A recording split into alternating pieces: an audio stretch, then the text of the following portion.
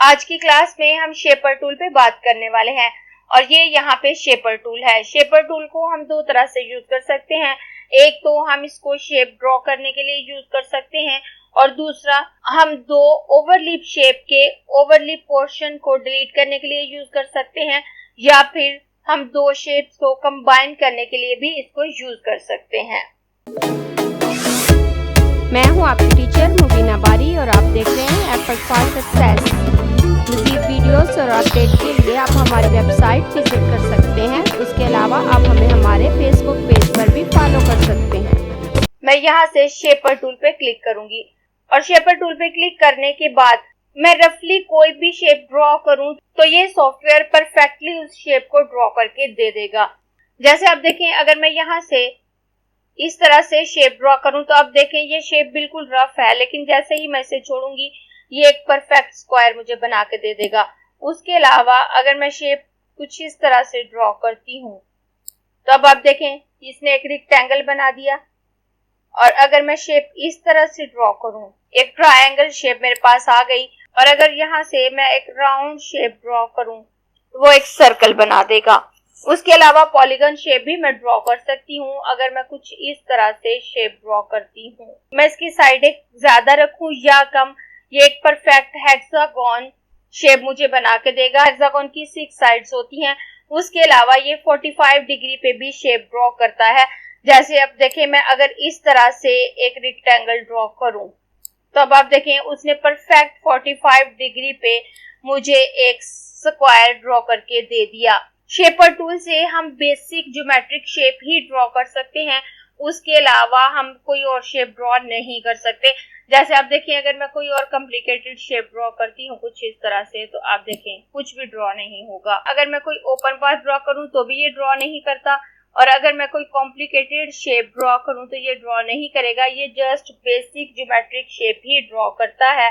और आप उनको बिल्कुल स्ट्रेट ड्रॉ कर सकते हैं या 45 डिग्री पे ड्रॉ कर सकते हैं, जिसमें आपका स्क्वायर शामिल है, रेक्टेंगल शामिल है, ट्रायंगल है, सर्कल है, पॉलीगॉन है। तो इस तरह की शेप ये आपको बना के दे रहा होता है।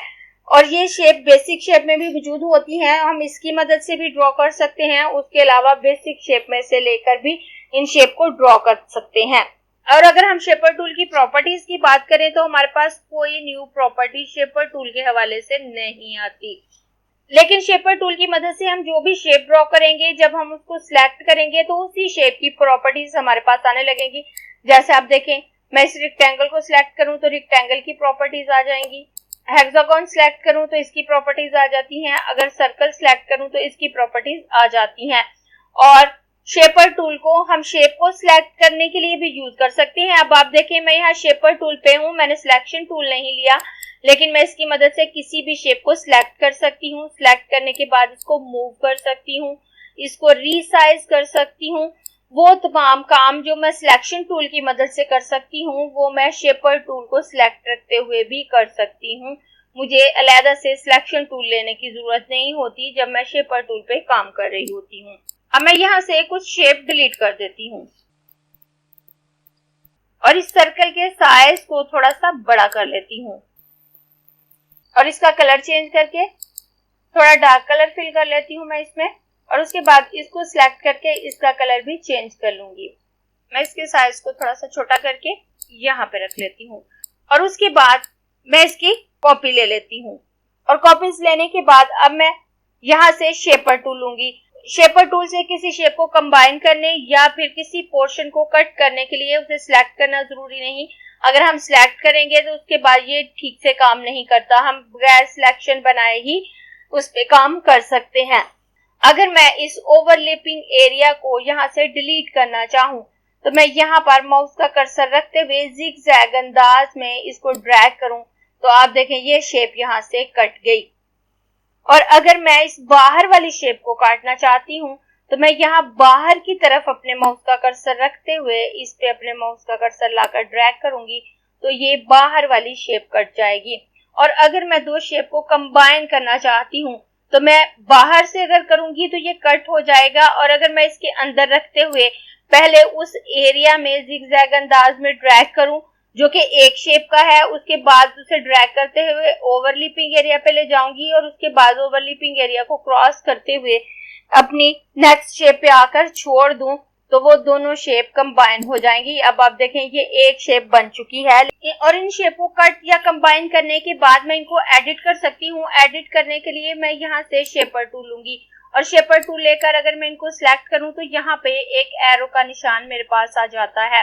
अगर मैं यहाँ से सिलेक्शन टूल की मदद से इसको सिलेक्ट करूंगी तो वो निशान मेरे पास नहीं आता, मैं इसे एडिट नहीं कर सकती। मैं इसके साइज को थोड़ा सा बड़ा कर लेती हूँ और अगर मैं शेपर टूल लेकर इसको सिलेक्ट करूं तो उसको मैं एडिट कर सकती हूँ। शिफ्ट एन शेपर टूल की शॉर्टकट की है। अगर मैं अपने कीबोर्ड से शिफ्ट एन प्रेस करूं तो भी मैं शेपर मोड में आ जाऊंगी और ये यहाँ पर एक एरो मुझे नजर आ रहा है। तो मैं इस एरो पे आकर अगर क्लिक करूं तो अब आप देखें यहाँ पे एरो की शेप चेंज हो गई और अब मैं एडिट मोड में आ चुकी हूँ। अब अगर मैं इस पे क्लिक करूं और क्लिक करने के बाद अगर मैं इसे रीसाइज करना चाहूँ रीसाइज कर सकती हूँ। अगर इसे इधर उधर मूव करना चाहूँ तो कर सकती हूँ। जैसे आप देखें अगर मैं इसको यहाँ तक मूव करूँ तो आप देखें ये इतना हिस्सा मेरे पास कटा हुआ आ रहा है। मैं इस सिलेक्शन को खत्म करूँ तो आप देखें ये शेप कुछ इस तरह से आ रही है। जब हम इसकी मदद से काट रहे होती हैं तो हमारी आउटलाइन की कटिंग नहीं हो रही होती, हमारी आउटलाइन अपनी जगह पे मौजूद होती है। हम आउटलाइन को नन कर सकते हैं और अगर हमारी शेप में आउटलाइन मौजूद नहीं होती तो भी ये वर्क कर रहा होता है। अब आप देखें इसको मैंने ऐसे एडिट कर दिया। अगर मैं इसे दोबारा एडिट करना चाहूँ तो मैं शेपर टूल लूंगी यहाँ से और उसके बाद इस पे क्लिक करूंगी और क्लिक करने के बाद इस एरो पे क्लिक करूंगी और इसको पकड़कर यहाँ से ड्रैग करूं तो अब आप देखें ये शेप इस तरह से हो गई। इस तरह से किसी भी शेप पे वर्किंग करने के बाद अगर आप उसे एडिट करना चाहें तो कर सकते हैं और बहुत सी जगहों पे शेपर टूल को यूज करते हुए हम बहुत कुछ क्रिएटिव बना सकते हैं। मैं अपने दूसरे डॉक्यूमेंट पे आ जाती हूँ जहां मैंने कुछ शेप पहले से बना के रखी हैं ताकि हमारा टाइम सेव हो सके और मैं इन शेप की मदद से आपको कुछ बना के दिखा सकूं। जैसे आप देखें अब यहाँ पर मैंने एक सर्कल लिया है और एक सर्कल मैंने यहाँ पे लिया है। मैं इसके दरमियान में रखूंगी और इसके साइज को थोड़ा सा छोटा कर देती हूँ। छोटा करने के बाद मैं इन दोनों को सिलेक्ट करूंगी और यहाँ से सेंटर अलाइन कर देती हूँ। सेंटर अलाइन करने के बाद अब मैं यहाँ से शेपर टूल लूं और दरमियान वाले एरिया में ड्रैग करूं तो आप देखें ये शेप यहाँ से कट गई। कटने के बाद अब मैं इस शेप को यहाँ पे रखूंगी। अब मुझे इन दोनों शेप्स को कंबाइन करना है तो मैं दोबारा यहाँ से शेपर टूल लूंगी, कुछ इस तरह से ड्रैग करूंगी तो अब आप देखें ये एक शेप बन गई और इनमें एक ही कलर आ गया। उसके बाद मैं इस शेप को यहाँ पे रखूंगी। शेपर टूल लेकर अगर मैं इस तरह से ड्रैग करूं तो आप देखें ये एरियाज भी कंबाइन हो गए। इनको कंबाइन करने के बाद अब मैं इस शेप को उठाकर यहाँ पे रखूंगी और उसके बाद मैं यहाँ से इसकी एक कॉपी ऑल्ट और शिफ्ट प्रेस करके यहाँ पे ले लेती हूँ और एक कॉपी यहाँ दरमियान में थोड़ा नीचे करके ले लूंगी और इन 3 कॉपीज को लेने के बाद अब इन्हें मुझे दरमियान से लेके नीचे तक कट करना है तो उसके लिए मैं यहाँ से शेपर टूल लूंगी और शेपर टूल लेकर ओवरलिपिंग एरिया से ड्रैग करते हुए मैं बाहर तक आ जाऊंगी तो ये इस तरह से कट गया और मैं इन दोनों को भी काट लेती हूँ। तो अब आप देखें ये एक शेप मेरे पास आ गई है। अब अगर मैं इसे मजीद एडिट नहीं करना चाहती तो मैं इसे एक्सपेंड कर सकती हूँ। मैं इसे सिलेक्ट करूंगी, ऑब्जेक्ट मेन्यू में आकर यहाँ एक्सपेंड ऑप्शन पे क्लिक करके ओके कर दूं। अब आप देखें ये एक सिंगल ऑब्जेक्ट बन गया। अब मैं इसको सिलेक्ट करूंगी और सिलेक्ट करने के बाद मैं इसमें ग्रेडियंट फिल कर देती हूँ। ग्रेडियंट मैंने पहले से बना के रखा है ताकि हमारा टाइम सेव हो सके, लेकिन जल्द ही जब हम ग्रेडियंट टूल पे आएंगे तो हम ग्रेडियंट बनाना सीखेंगे। तो मैं यहाँ से आई ड्रॉपर लूंगी और यहाँ ग्रेडियंट पे क्लिक करूँ तो अब आप देखें इसमें ग्रेडियंट फिल हो चुका है। मैं शिफ्ट के साथ इसके साइज को छोटा कर देती हूँ और इसको यहाँ पे रख दूंगी। उसके बाद मैं इन शेप को यूज करते हुए एक ट्री शेप बनाऊंगी तो उसके लिए मैं यहाँ से शिफ्ट के साथ इसके साइज को पहले थोड़ा छोटा कर लेती हूँ। छोटा करने के बाद मैं इसको शिफ्ट के साथ 45 डिग्री पे रोटेट करूंगी। रोटेट करने के बाद मैं इसकी एक कॉपी लेकर यहाँ पे रख लेती हूँ और इसके साइज को थोड़ा सा बड़ा कर लेती हूँ। मैं इसको उठा के थोड़ा यहाँ पे रख देती हूँ और इसको यहाँ पर सेट कर लेती हूँ। उसके बाद मैं शेपर टूल लूंगी और यहाँ पर ड्रैग करके इसको काट लेती हूँ। और इसको काटने के बाद मैं इसको यहाँ पे रखूंगी। यहाँ पे रखने के बाद मैं इसकी कॉपी ऑल्ट और शिफ्ट को प्रेस करते हुए यहाँ पे ले लेती हूँ। और यहाँ पे कॉपी लेने के बाद मैं ऑल्ट और शिफ्ट को प्रेस करते हुए इसके साइज को थोड़ा सा छोटा कर लेती हूँ और इसको थोड़ा सा नीचे ले आती हूँ। और उसके बाद मैं इसकी एक और कॉपी शिफ्ट और ऑल्ट को प्रेस करते हुए यहाँ पे लूंगी और ऑल्ट और शिफ्ट को प्रेस करते हुए इसके साइज को छोटा कर लेती हूँ और यहाँ पे रख लेती हूँ। अब अगर मैं इन तीनों शेप को कंबाइन करना चाहूँ तो मैं यहाँ से शेपर टूल लूंगी और यहाँ से ड्रैग करना शुरू करूंगी और यहाँ तक आ जाऊंगी। तो अब ये तमाम शेप्स एक शेप बन चुकी हैं। और उसके बाद मैं इस शेप की तरफ आती हूँ। तो मैं इस शेप को यहाँ पे रखूंगी, इस रेक्टेंगल को यहाँ पे सेट करूंगी और उसके बाद इसकी एक कॉपी ले लेती हूँ। और कॉपी लेने के बाद अब यहाँ से शेप टूल लूंगी और इस तरह से ड्रैग करके इतने एरिया को काट लेती हूँ और इस तरफ से ड्रैग करके इतने एरिया को काट लेती हूँ।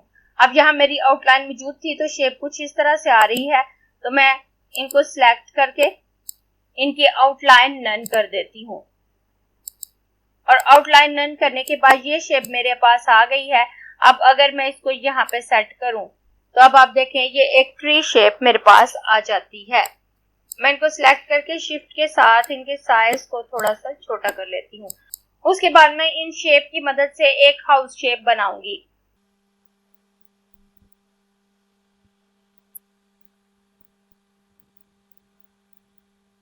उसके बाद मैं इसको यहाँ पे सेट करूंगी। अब इस शेप को यहाँ पे रखने के बाद मुझे ये वाले पोर्शंस को कट करना है तो उसके लिए मैं यहाँ से शेपर टूल लूंगी। शेपर टूल लेकर मैं यहाँ से कुछ इस तरह से ड्रैग करूंगी और इस तरफ से भी कुछ इस तरह से ड्रैग करूंगी। तब आप देखें ये दोनों हिस्से कट चुके हैं। उसके बाद मैं इस शेप को यहाँ पे रखूंगी और यहाँ पे रखने के बाद अब मैं इसको काट लूंगी।